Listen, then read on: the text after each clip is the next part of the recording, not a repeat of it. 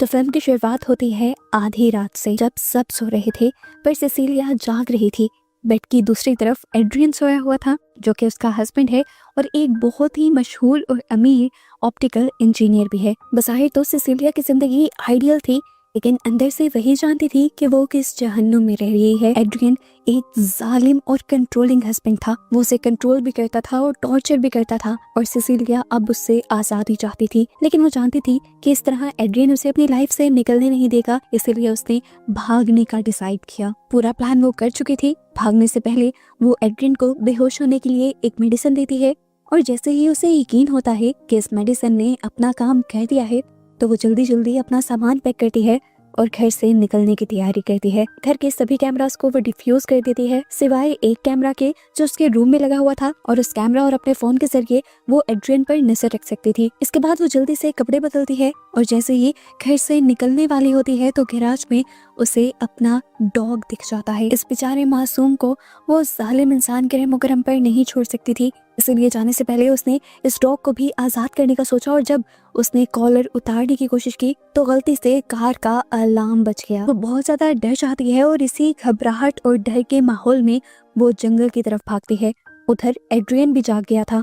जल्दी वो पकड़ी जाती, मगर जंगल में उसकी दोस्त एमिली उसकी मदद के लिए खड़ी थी। जैसे ही वो कार में बैठती है तो उसके पास मौजूद बेहोश करने वाली मेडिसिन जंगल में ही गिर जाती है। इतने में एड्रियन भी यहाँ पहुंच जाता है और उसे रोकने के लिए भागता है, लेकिन एमिली तेजी से गाड़ी चला देती है और ये लोग एड्रियन से दूर निकल जाते हैं। और इस तरह सिसिलिया आखिरकार आजाद हो जाती है। लेकिन वो ये बात नहीं जानती कि उसकी आजादी उसकी सबसे बड़ी मुश्किल बनने वाली है। 2 हफ्तों बाद सिसिलिया एमिली के एक्स हस्बैंड जेम्स और उसकी बेटी सिड्नी के पास रहती हुई दिखाई जाती है। मगर 2 हफ्ते गुजर जाने के बावजूद भी उसके दिल से ये खौफ नहीं निकला था कि एड्रियन उसे आकर ढूंढ लेगा, उसे पकड़ लेगा। इसी वजह से वो घर से बाहर निकलने से भी डरती थी। और इस सारे टाइम में उसे एक बहुत ही अजीब एहसास भी होता रहता था कि जैसे कोई हर वक्त उसके ऊपर नजर रखे हुए है। इन चीजों से वो पहले से भी ज्यादा डर गई थी और भी ज्यादा डिस्टर्ब रहने लगी थी। फिर एक दिन एमिली उसके घर आती है और उसे वो खबर सुनाती है जिस पर यकीन करना मुश्किल था। एमिली खबर देती है कि एड्रियन ने सुसाइड कर ली थी। ये सुनकर सिसिलिया कुछ कह नहीं पाती। वो इतनी हैरान थी कि उसे इस बात का रिस्पांस देना भी याद नहीं रहा।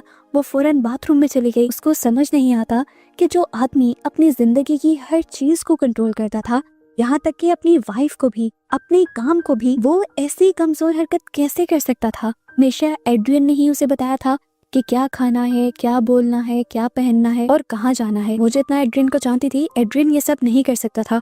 वो यही सारी बातें एमिली से भी करती है, पर एमिली उसे बताती है कि सुसाइड की खबर सच्ची है और अब तुम हमेशा के लिए महफूज हो और इस घर से बाहर भी निकल सकती हो। काफी टाइम अपने आप को समझाने के बाद सिसिलिया के अंदर आखिर इतनी हिम्मत आ जाती है कि वो घर से बाहर निकलती है और मेल बॉक्स चेक करती है। मेल बॉक्स में उसे एक लेटर रिसीव हुआ था एड्रियन के लॉयर और उसके भाई टॉम की तरफ से, जिसे पढ़ने पर उसे पता चला कि एड्रियन उसके लिए $5 मिलियन छोड़ कर गया था। बहुत ज्यादा खुश थी। सबसे पहले वो इन पैसों से जेम्स और सिडनी के लिए कुछ गिफ्ट्स लेकर आती है, जिनके घर पर वो रह रही थी। सिडनी के साथ तो वो बहुत ज्यादा अटैच हो गई थी और सिडनी उसे बिल्कुल अपनी बेटी की तरह लगती थी। वो जानती थी कि सिडनी को फैशन स्कूल जाना है और उसकी फीस के पैसे भी वो खुद देती है। ये सब करने के बाद उसे लगता था कि वो बहुत ज्यादा खुश हो जाएगी, मगर वो और भी ज्यादा डरने लगी, क्योंकि ये एहसास अब बढ़ता ही जा रहा था कि जैसे उसके करीब कोई है जो उसके ऊपर हर वक्त नजर रखे हुए है। अगले ही दिन ये बात उसे कंफर्म भी हो जाती है जब एक छुरी खुद ब खुद किचन में नीचे गिर जाती है और किचन में ही खाना बनाते हुए स्टोव पर आग भी लग जाती है। उसी रात सिसिलिया जब सोने के लिए अपने रूम में जाती है तो दोबारा उसे महसूस होता है कि कोई उसे देख रहा है। पूरे रूम में कोई नहीं था। दरवाजा खोलकर उसने बाहर देखा तो वहाँ पर भी कोई नहीं था। उसने फिर दोबारा से ही अपना वहम समझा और सो गई। आधी रात में दोबारा उसकी आंख खुली। उसे अपने करीब किसी के सांस लेने की आवाज आती है। सिसिलिया इतना ज्यादा डर जाती है कि अपने आप को मूव भी नहीं कर पाती। कुछ देर बाद कोई उसके ऊपर से चादर खींच लेता है और उन लोगों की पिक्चर्स लेता है। वो डरकर अब उठकर बैठ गई। वो अब समझ चुकी थी कि कोई तो है जो उसके आसपास है, जो उस पर नजर रख रहा है, और अब तो वो उसे अपने सामने वाली चेयर पर बैठा महसूस भी कर पा रही थी। लेकिन उसे समझ नहीं आता कि वो उसे देख क्यों नहीं पा रही। सिसिलिया डर कर जेम्स को फोन करती है, मगर जब वो आता है तो उसे कोई भी नहीं मिलता। जेम्स सोचता है कि सिसिलिया अभी भी एड्रियन की वजह से सदमे में है और उसे आराम करने को कहता है। सिसिलिया खामोश हो जाती है। अगले दिन जब वो जॉब इंटरव्यू के लिए जाती है और अपना पोर्टफोलियो दिखाने वाली होती है तो उसके साथ एक अजीब चीज होती है, उसकी फाइल अंदर से खाली निकलती है। ये देखकर सिसिलिया की तबीयत खराब हो जाती है और वो बेहोश हो जाती है। उसे हॉस्पिटल एडमिट कर दिया जाता है। कुछ घंटों में उसे होश भी आ जाता है और उसे घर भी भेज दिया जाता है। और अगले तीसरे दिन डॉक्टर उसे फोन कर एक शॉकिंग चीज ये बताते हैं कि उसका ब्लड टेस्ट किया गया था और उसके ब्लड में एक मेडिसिन की मिकदार बहुत ज्यादा मिली है। ये वही मेडिसिन थी जो उसने इस्तेमाल की थी एड्रियन को बेहोश करने के लिए। एक और बहुत ही ज्यादा अजीब चीज उसके साथ ये होती है कि जो बोतल वो जंगल में गिरा आई थी उसी मेडिसिन की, वो बोतल अब उसे अपने ही साइड टेबल पर मिली थी। इस पॉइंट पर आकर उसे 100% श्योर हो गया कि जो भी उसके ऊपर नजर रख रहा था, जो उसके साथ ये सारे काम कर रहा था, वो कोई और नहीं बल्कि एड्रियन ही है। इस चीज का यकीन होने के बाद वो एड्रियन के भाई टॉम और जेम्स जिसके घर पर वो रह रही थी उन दोनों के साथ मीटिंग करती है और उन्हें सीधा सीधा बताती है कि एड्रियन जिंदा है। वो क्योंकि एक ऑप्टिकल इंजीनियर है, जरूर उसने कोई ऐसी चीज तैयार की है जिससे वो अपने आप को गायब कर सकता है। उसने अपने आप को इनविजिबल बना लिया है सिर्फ उसे तंग करने के लिए। टॉम सिसिलिया से कहता है, सिसिलिया मैं समझता हूँ तुम्हारी फीलिंग, मेरे भाई ने मुझे भी बहुत टॉर्चर किया था और मैं ये भी जानता हूँ कि उसने तुम्हें भी बहुत मैनिपुलेट किया, बहुत टॉर्चर किया, लेकिन मेरी बात सुनो, कोई भी आदमी मरकर जिंदा नहीं हो सकता। एड्रियन मर चुका है और मेरे पास उसके मरने का सबूत है। यकीन दिलाने के लिए वो सिसिलिया को उसकी सुसाइड की पिक्चर्स भी दिखाता है। इन्हें देखकर सिसिलिया और भी ज्यादा कंफ्यूज हो जाती है। तो टॉम कहता है, मुझे तुम्हारे लिए दुख है, मेरा भाई तुम्हें इतना ज्यादा टॉर्चर कर चुका है कि तुम उसके मरने के बाद भी उसी के दिए हुए सदमे में हो। परेशान होकर सिसिलिया अपनी सबसे अच्छी दोस्त एमिली से बात करने के लिए जाती है। उसे यकीन था कि एमिली उसे सहारा देगी, लेकिन यहाँ पर तो उल्टा ही था। एमिली उस पर चिल्लाने लगी, गुस्सा होने लगी और इसकी वजह वो ये बताती है कि उसे कुछ दिन पहले सिसिलिया की तरफ से एक ईमेल रिसीव हुई थी जिसमें सिसिलिया ने उसे बहुत बुरा भला कहा था, यहाँ तक कि उसे मारने की भी धमकियां दी थी। मैंने तुम्हें कोई ईमेल नहीं भेजी, सिसिलिया फौरन उसे जवाब देती है और उसे समझाने की कोशिश करती है कि यही बात मैं तुमसे डिस्कस करने के लिए आ रही थी कि कोई इनविजिबल इंसान है मेरे आसपास जो मुझे कॉन्टिन्यूस तंग कर रहा है और मुझे यकीन है कि ये ईमेल भी उसी ने की होगी। पर एमिली उसकी बातों पर एतबार नहीं करती। सिसिलिया अब घर आकर जब अपना ईमेल चेक करती है तो उसे वो ईमेल भी मिल जाता है जो एमिली को भेजा गया था। इसमें इतनी भयानक और इतनी अजीब चीजें लिखी हुई थी कि सिसिलिया खुद भी रोते रोते नीचे गिर गई। इस आदमी की वजह से उसकी एक दोस्त थी, वो भी उसकी जिंदगी से चली गई। सिडनी जिसके घर पर, जिसके रूम में वो रह रही थी, वो उसे यहाँ पर चुप करवाने के लिए आती है, मगर तभी वो इनविजिबल इंसान सिडनी को जोर से मारता है। सिडनी को नहीं पता चलता कि उसे किसने मारा है। वो समझती है कि जरूर सिसिलिया ने ही उसे मारा है। इतनी ही देर में जेम्स भी यहाँ पर आ जाता है। वो भी देखता है कि उसकी बेटी मुंह पर हाथ रखे हुए खड़ी थी। वो भी यही समझा कि सिसिलिया ने उसकी बेटी को मारा है और वो भी अब सिसिलिया को ही बुरा भला कहकर अपनी बेटी को लेकर यहाँ से चला जाता है। और बेचारी सिसिलिया उनके पीछे भागकर ये यकीन दिलाने की कोशिश करती रहती है, अरे नहीं, मैंने नहीं मारा, मैं क्यों मारती सिडनी को, ये जरूर उसी इनविजिबल इंसान ने किया है। पर इन लोगों ने उसकी बात नहीं सुनी और सिसिलिया एक और मर्तबा टूट गई। सिसिलिया जो अब इन सारी चीजों से बहुत ज्यादा तंग आ चुकी है, वो अब फैसला करती है कि वो इस इनविजिबल इंसान का सामना करेगी और उसकी हकीकत सबके सामने लेकर आएगी, चाहे वो एड्रियन ही हो। सबसे पहले वो अपनी सेफ्टी के लिए एक छुरी उठा लेती है, जिसके बाद वो पूरे फ्लोर पर कुछ चीजें गिरा देती है ताकि जैसे ही इनविजिबल इंसान यहाँ से चले तो उसे पाँव के निशान नजर आ जाएं। पर इनविजिबल इंसान वो सारी चीजें साफ कर देता है और ये तरीका उसका काम नहीं करता। अब वो ये कंफर्म करने की कोशिश करती है कि क्या ये इनविजिबल इंसान एड्रियन ही है, इसलिए वो एड्रियन की फोन पर कॉल करती है और शॉकिंगली फोन की आवाज इसी घर के एटिक से आती है। एक मर्तबा तो एड्रियन की वजह से वो बहुत ज्यादा घबरा गई थी, लेकिन फिर उसने अपने डर पर काबू पाया और एटिक में वो इसका मुकाबला करने के लिए गई। वहाँ उसे एड्रियन का फोन मिला और फोन के अंदर एड्रियन ने जो उसकी तस्वीरें ली थी वो भी मिली। ये कंफर्म हो गया कि एड्रियन ही उसके रूम में आकर उसकी पिक्चर्स दे रहा था। इसी एटिक में उसे एक छुरी और इस पूरे घर के ब्लूप्रिंट्स भी मिल जाते हैं। इन सब चीजों के बाद वो नीचे आती है, क्योंकि उसे नीचे किसी के चलने की आहट महसूस हो रही थी। वो किचन में गई तो इनविजिबल इंसान ने उसे गर्दन से पकड़ लिया। सिसिलिया चिल्लाती रही, रोती रही, पर वो उसका गला खोंटता रहा, जिसके बाद वो उसे जोर से डाइनिंग टेबल पर फेंकता है और फर्श पर घसीटते हुए कहीं दूसरी जगह ले जाता है। बहुत मुश्किल से ही सिसिलिया ने इस मर्तबा अपने आप को एड्रियन से बचाया था, जिसके बाद वो घर से भागकर रोड पर आ गई। आते ही उसने टैक्सी ली और एड्रियन के घर चली गई, क्योंकि वो जानना चाहती थी कि घर से भागने के बाद ऐसा क्या हुआ था कि एड्रियन एक इनविजिबल इंसान बन गया।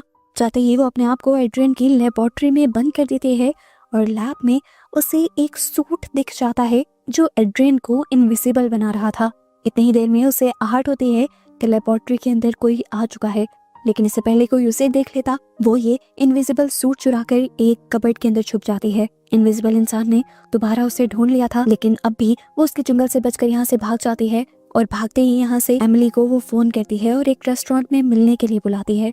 एमिली आना तो नहीं चाहती थी, लेकिन क्योंकि उसने सिसिलिया के लहजे में बहुत ज्यादा घबराहट और सच्चाई महसूस की थी, इसलिए वो होटल में आ गई। इससे पहले कि वो एमिली को सूट के बारे में बता पाती, यहाँ पर एक और बहुत ही शॉकिंग इंसिडेंट यानी हादसा हो जाता है। एक तेज धार चाकू एकदम से एमिली के गले पर चलता है और फौरन ही वो सिसिलिया के हाथ में आ जाता है। सब उसी इनविजिबल आदमी ने किया था और छुरी उसने सिसिलिया के हाथ में इसलिए रख दी थी ताकि ये सारा केस इस तरह से फ्रेम हो कि लोगों को लगे कि सिसिलिया ने ही अपने दोस्त एमिली का मर्डर किया है। लोग भी यही देखते हैं और फौरन पुलिस को कॉल कर लेते हैं। सिसिलिया को अरेस्ट कर लिया जाता है।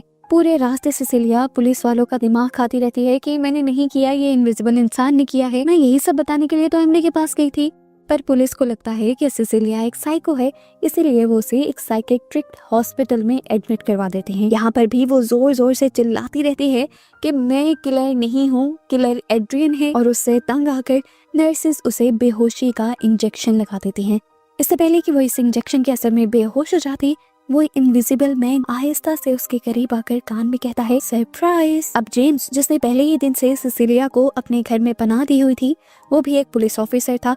वो और उसका एक दूसरा साथी सिसिलिया से इन्वेस्टिगेशन करते हैं सिसिलिया के होश में आने के बाद।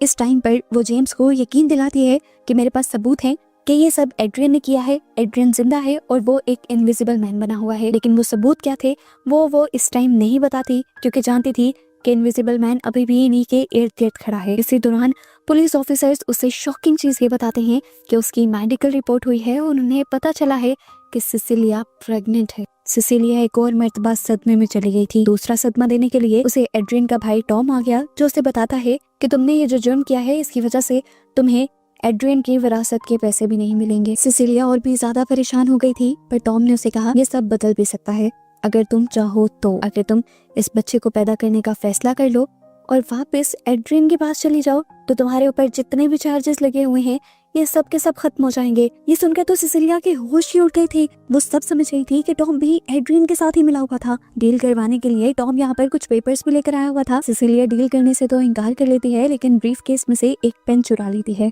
उसे इस टाइम बच्चा पैदा नहीं करना था। रात में जैसे ही वो अपने आप को किसी अजीब मेडिसिन का इंजेक्शन लगाने वाली थी, तो वो इनविजिबल मैन उसे यहाँ पर रोकने आ जाता है और सिसिलिया मौके का फायदा उठाकर उसी पर हमला करती है और उसके सूट को नुकसान पहुंचा देती है। ये सब वो इनविजिबल मैन को अपने सामने लाने के लिए ही तो कर रही थी। अंदर से शोर की आवाजें सुनते हुए पुलिस ऑफिसर्स अंदर आते हैं, मगर इनविजिबल हुआ एड्रियन उस पर भी हमला कर देता है। सिसिलिया को भागता हुआ और पिछले ऑफिसर को गिरता हुआ देखकर यहाँ पर दो ऑफिसर्स और आते हैं, जिनके ऊपर भी एड्रियन हमला कर देता है। इनविजिबल मैन के सहारे किए इस काम को देखते हुए और ऑफिसर्स भी यहाँ आते हैं, मगर कोई भी उसे रोक नहीं पाता। सिसिलिया जल्दी से एक ऑफिसर की गन खींच लेती है और एड्रियन को मारने के लिए उसके पीछे भागती है। सिसिलिया जानती थी कि कोई भी उसे देख नहीं पा रहा, सिर्फ वही उसे हल्का हल्का देख पा रही है, क्योंकि थोड़ा सा उसका सूट डैमेज हो गया है। सिसिलिया कॉरिडोर तक उसके पीछे भागती है, उसके ऊपर गोलियां चलाती हैं, पर फिर भी वो बच जाता है। सिसिलिया ने अब गैराज तक उसका पीछा किया था। वो उसे किसी भी तरह देखकर उसे मारना चाहती थी, लेकिन एकदम से खुद ही दोबारा वो उसके पीछे आ गया और उसे पकड़ते हुए उसने धमकी दी कि मैं जेम्स को, उसकी बेटी को, सबको मार दूंगा, बिल्कुल एमिली की तरह। ये सुनकर वो शॉक हो जाती है और एक और मर्तबा एड्रियन को गोली मारने की कोशिश करती है, पर वो एक कार लेते हुए यहाँ से भाग जाता है। खुद भी वो एक कार चुरा कर उसका पीछा करने की कोशिश करती है और फौरन जेम्स को भी कॉल कर देती है और उसे अलर्ट करती है कि घर पर उसकी बेटी अकेली है और बहुत बड़े खतरे में है। वो इनविजिबल मैन यानी एड्रियन जेम्स के घर पहुंचता है और सिडनी उसके आने को महसूस कर लेती है और अपने आप को बचाने के लिए उसके ऊपर पेपर स्प्रे करती है, क्योंकि वो भी इस सारे हमले के लिए मेंटली तैयार हो चुकी थी, क्योंकि उसके डैड ने उसे बताया था। इन्हीं 2-4 सेकंड्स के अंदर जेम्स भी घर पहुंच जाता है और एड्रियन उसे पकड़कर खूब मारता है। इस सारी चीजों को रोकने के लिए यहाँ पर सिसिलिया आ जाती है फायर एक्सटिंग्विशर लेकर। वो इस फायर एक्सटिंग्विशर को चारों तरफ स्प्रे करती है और जैसे ही स्प्रे इनविजिबल मैन के ऊपर गिरता है तो इनविजिबल मैन सिसिलिया को नजर आने लग जाता है और वो फौरन बिना टाइम वेस्ट किए उसे गोली मार देती है। ये सब देखकर ये लोग मिलकर उसका सूट उतारते हैं और सूट उतारते ही कुछ देर के लिए सिसिलिया की दुनिया रुक जाती है, क्योंकि उसे लग रहा था उसने एड्रियन को मार दिया, लेकिन असल में इस टाइम ये सूट पहने यहाँ पर टॉम था। अब जैसा कि पुलिस स्टेशन में बार बार सिसिलिया ने एड्रियन का नाम लिया हुआ था और जेम्स भी इसी केस को देख रहा था, तो पुलिस भी इन्वेस्टिगेशन करने के लिए अब तक एड्रियन के घर पर पहुंच चुकी थी और वहां पर ये लोग एड्रियन को बेसमेंट में बंधा हुआ देखते हैं और वो क्लेम करता है कि मुझे इस पूरे टाइम में मेरे भाई ने कैद करके रखा हुआ था। लेकिन सिसिलिया उसके स्टेटमेंट पर यकीन नहीं करती क्योंकि वो जानती है कि एड्रियन की मर्जी के बगैर एड्रियन के साथ कुछ भी नहीं हो सकता। वो यही मानती है कि एड्रियन और टॉम ही हमेशा से मिलकर ये काम कर रहे थे और इन दोनों का ही ये प्लान था और अब उसके लिए एक नया मिशन आ गया था कि उसे ये साबित करना है और एड्रियन का ये राज फाश भी करना है। इसलिए उस रात सिसिलिया एड्रियन को फोन करके उसे घर मिलने के लिए बुलाती है। एड्रियन भी आते ही सिसिलिया से माफी मांगने लगता है और कहता है, मैं समझ गया हूँ कि मैं बहुत बुरा था, मैंने तुम्हें बहुत तंग किया है, लेकिन मेरा यकीन मानो मैं अब बदल गया हूँ, तो मेरे पास वापस लौट आओ, हम एक बहुत अच्छी जिंदगी की शुरुआत करेंगे। सिसिलिया कहती है, ठीक है मैं मान जाऊंगी, बस एक शर्त पर कि तुम ये बात मान लो, एडमिट कर लो कि तुम ही इनविजिबल मैन थे। इस मर्तबा भी वो कहता है, इनविजिबल इंसान मैं नहीं था, टॉम था और वही सब कंट्रोल कर रहा था। और इसी दौरान हम देखते हैं कि जेम्स सिसिलिया के पास एक स्पाई माइक्रोफोन के जरिए ये सब कुछ सुन रहा था। ये सुनने के बाद सिसिलिया जोर जोर से रोने लग जाती है और उसे बहलाने के लिए एड्रियन उसी अंदाज में सरप्राइज बोलता है जैसा उसने पुलिस स्टेशन में बोला था। यानी वो ये बात मान रहा था कि वही इनविजिबल इंसान है। सिसिलिया भी एकदम से सरप्राइज हो जाती है और सबसे पहले उठकर वॉशरूम में जाती है। वो वॉशरूम में रोना शुरू कर देती है, जबकि बाहर हमें दिखाया जाता है कि एड्रियन अपने ही हाथों से अपना ही गला काट देता है। सिसिलिया जैसे ही बाथरूम से निकलती है, ये सारा मंजर देखकर बहुत ज्यादा डर जाती है और घर से बाहर निकलकर पुलिस को कॉल करती है। जेम्स भी भागता हुआ घर के अंदर आता है और एड्रियन को मरा हुआ पाता है। यहाँ पर जो सीसीटीवी फुटेज थी वो तो यही दिखा रही थी कि एड्रियन ने अपने आप को खत्म किया, लेकिन सिसिलिया दोबारा अंदर आई। एड्रियन के पास आकर उसने उसी अंदाज में सरप्राइज बोला जैसे एड्रियन उसे बोला करता था। यहाँ पर ट्विस्ट रिवील होता है कि जो सूट एक मर्तबा सिसिलिया ने छुपा लिया था वही पहनकर सिसिलिया यहाँ आई थी एड्रियन को जान से मारने के लिए। इसके बाद वो वही सूट वाला बैग उठाती है और इस घर से बाहर निकल जाती है।